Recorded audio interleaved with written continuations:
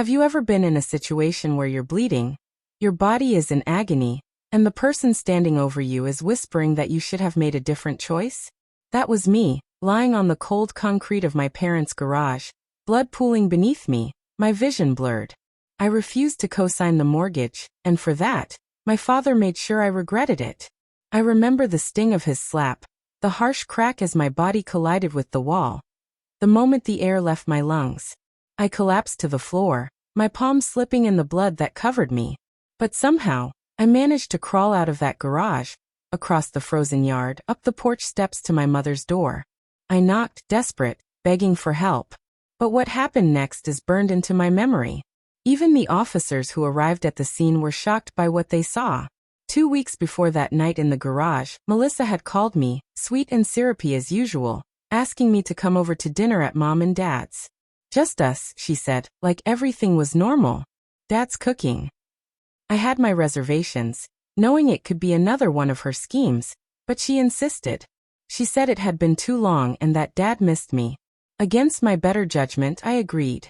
When I arrived, the house smelled like roasted chicken and lemon cleaner. The dining table was set with Mom's best china, the one reserved for special occasions. Melissa greeted me with an overly tight hug, and her voice was sickly sweet when she told me I looked tired. Behind her, Dad sat at the head of the table, a glass of whiskey in hand, his expression unreadable. I joined them, forcing a polite smile, hoping this dinner wouldn't be another ambush. Dinner started off fine. Mom served soup, and Melissa chatted about her latest renovations. Tyler bragged about a business deal I knew was falling apart. But then Dad reached under the table and slid a manila envelope toward me. "Open it," he said, his voice commanding. I froze and my heart sank. I had a bad feeling. I glanced at Melissa, who leaned in, her elbows on the table, smiling too tight. "We're closing on the house soon," she said, "but the bank needs a little more assurance." I stared at the envelope, the weight of it pressing down on me. "Assurance?" I repeated, almost afraid to ask. Dad nodded, his eyes cold. "Just sign your name as a guarantor. It's no big deal." The words hit me like a punch. I knew exactly what was in that envelope. Balloon payments, variable interest rates, clauses that could trap me if they defaulted. "You've been denied before, haven't you?" I asked quietly. Melissa's smile faltered. "Temporary credit issues," she muttered. "Freelance income doesn't look good on paper." Dad's gaze hardened. "That's why we need you," he said. "You've always been the responsible one." But it wasn't a compliment. It was an order. I set my spoon down, the weight of their expectations pressing on me. "I can't sign something like this if anything goes wrong," I said.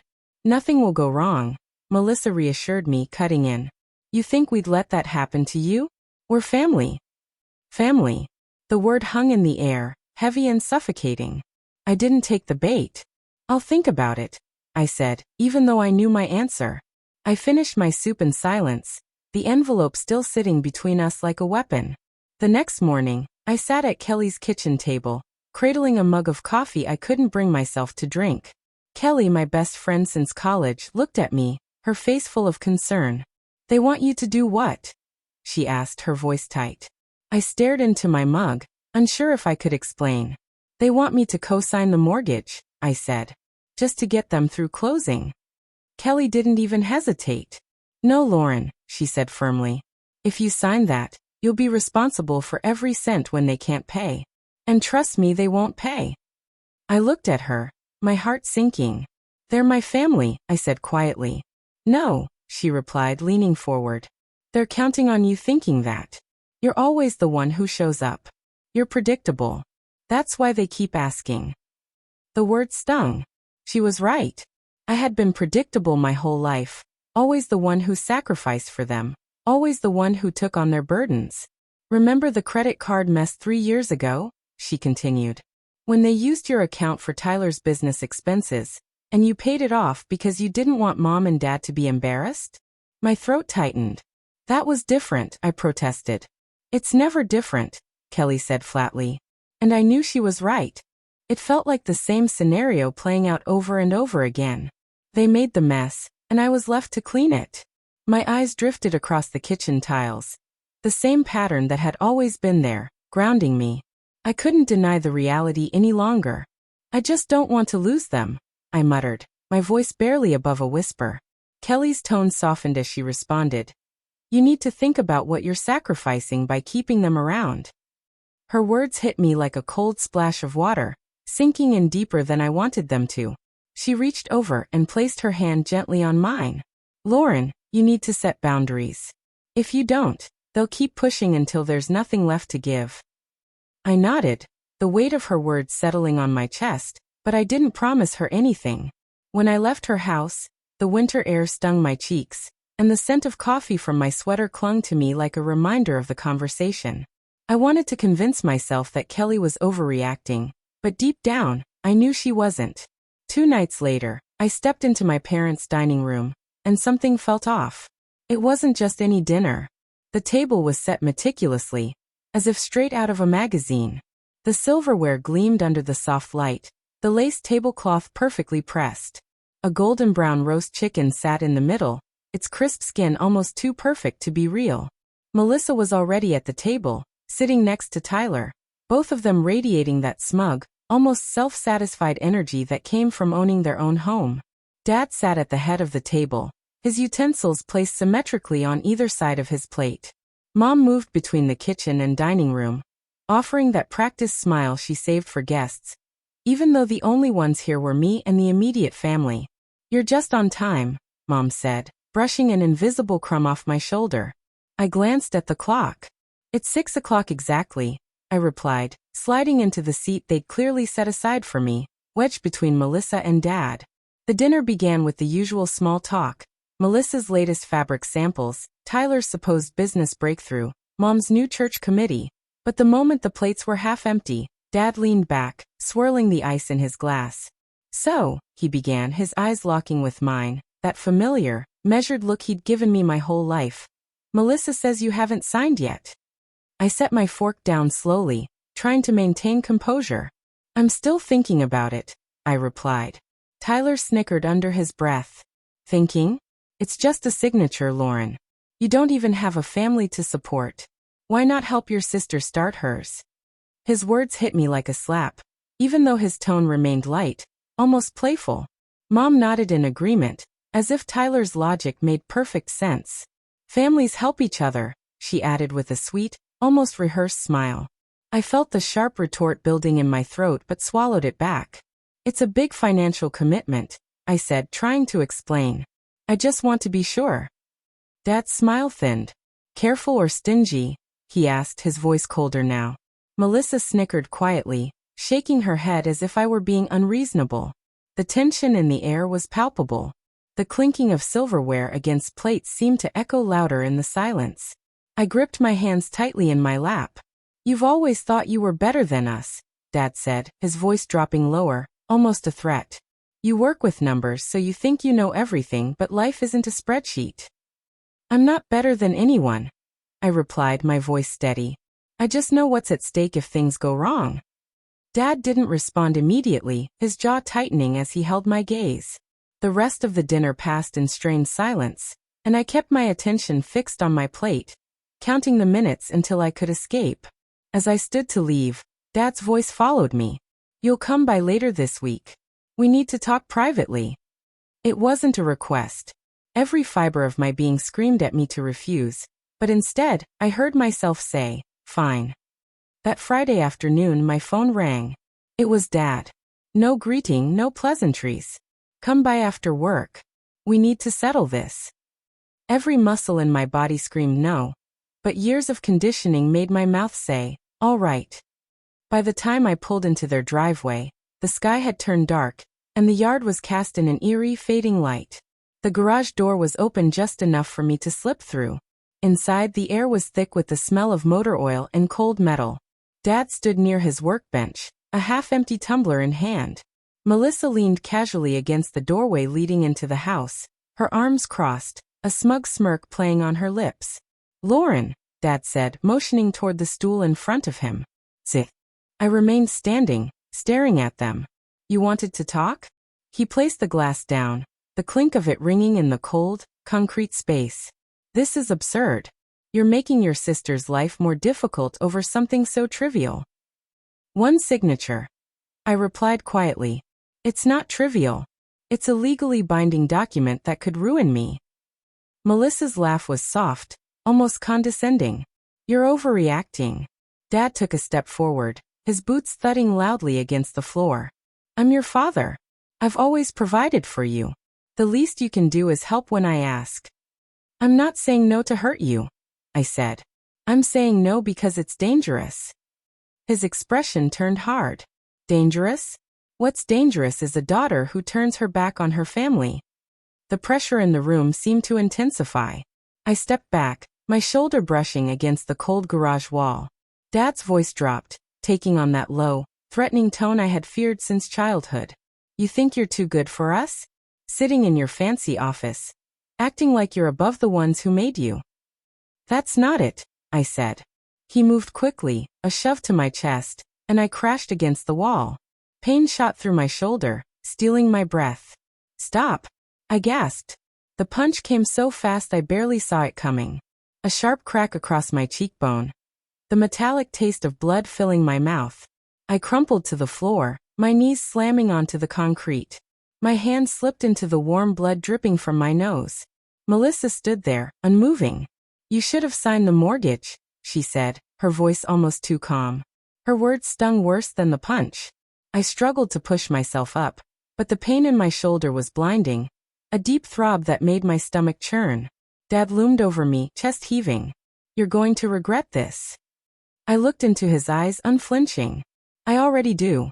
For a moment, I thought he might strike me again. But instead he turned, walking toward the door, brushing past Melissa without a second glance. Melissa crouched beside me, the scent of her perfume overwhelming. You're making a mistake you can't undo, she said, standing up and following Dad inside. The door slammed shut with a final, resounding thud. The garage fell silent, except for my ragged breathing. I don't know how long I lay there, my cheek pressed to the cold floor, the world narrowing to the sound of my heartbeat in my ears. My fingers went numb, and my vision blurred. Finally, I forced myself to move. Each shift sent spikes of pain through my shoulder, but I managed to crawl toward the open garage door. The cold night air hit my face like ice, stinging my split lip. I crawled across the driveway, through the brittle grass of the yard, and up the steps to the front porch. My hand trembled as I pounded on the door. Mom, it's me, I croaked, my voice breaking. Please, I need help. Inside, I could hear muffled voices, my mom's, my dad's, low and firm. Please, Mom, I sobbed, pressing my forehead to the door frame. I'm hurt. Just open the door. The voices stopped. The house grew still. I knocked again, weaker this time. Don't leave me out here. There was nothing. My legs gave out, and I collapsed onto the welcome mat. The blood from my lips stained the fabric. Somewhere down the street, a dog barked. Snow began to drift through the cold air, dusting my hair and melting against my hot skin. That was how Mrs. Thompson found me, crumpled on the porch, half-conscious, bloodied. Oh my God, Lauren, what happened? She was already pulling out her phone. Stay with me. I'm calling 911. The last thing I remember before the sirens arrived was the sound of the front door closing. Not opening to let me in, but shutting me out for good. The sound of the sirens grew louder, flashing blue and red across the snow. 2 EMTs knelt beside me, their voices calm but urgent. Ma'am, can you hear me? What happened? My shoulder. I winced as one of them gently touched it. Looks dislocated, he said to his partner. We'll stabilize it. They wrapped me in a blanket and carefully lifted me onto a stretcher. The cold air bit at my cheeks, but I barely felt it. I noticed the house behind me, its dark windows and closed curtains. Not once did my parents step outside. A police officer crouched next to me as they loaded me into the ambulance, reassuring me. You're safe now.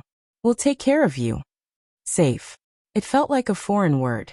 At the hospital, a doctor reset my shoulder, stitched my lip, and ordered scans to check for fractures.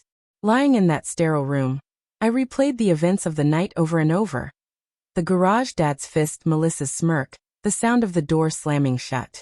The next day, when I was discharged, my phone was filled with missed calls and messages. None from Dad or Mom, But there was one from my sister. Kelly.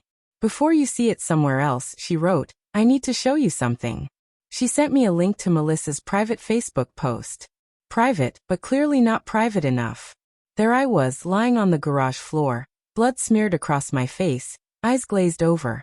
The video was short, grainy, and deliberately cropped. The caption read, Please keep my sister in your prayers. She's been struggling and had an episode last night. We did everything we could to calm her down. An episode? My stomach churned. They had twisted my pain into some kind of performance, making it seem like I was unstable. And knowing Melissa, she had probably shared that story with half the family, maybe the entire neighborhood. I called Kelly. She's making me look dangerous, like I did this to myself. Kelly's voice was firm. She's controlling the narrative, and you're letting her. What are you going to do? Argue online? That'll only make it worse. I didn't know what to say. Then what? Kelly replied calmly. You gather proof. This isn't just family drama anymore. It's assault. And it's defamation. Press charges. The thought of going against my own family felt suffocating, but Kelly was right. Strangers had cared more about me than my own blood. Later that night, as I sat alone at my kitchen table, laptop open, I typed a single word into a blank folder. Evidence. For a while, I just stared at it, my heart pounding in my chest. This was more than saving files. It was crossing a line I'd never dared cross with my family. I uploaded the ER report, detailing the dislocated shoulder, split lip, and blunt force trauma, with the physician's note confirming that the injuries were consistent with physical assault and could not have been self-inflicted. Then came the photos I took that morning, my hand trembling as I captured the bruises, the swelling, the red mark on my shoulder. I carefully labeled each photo with the date and time.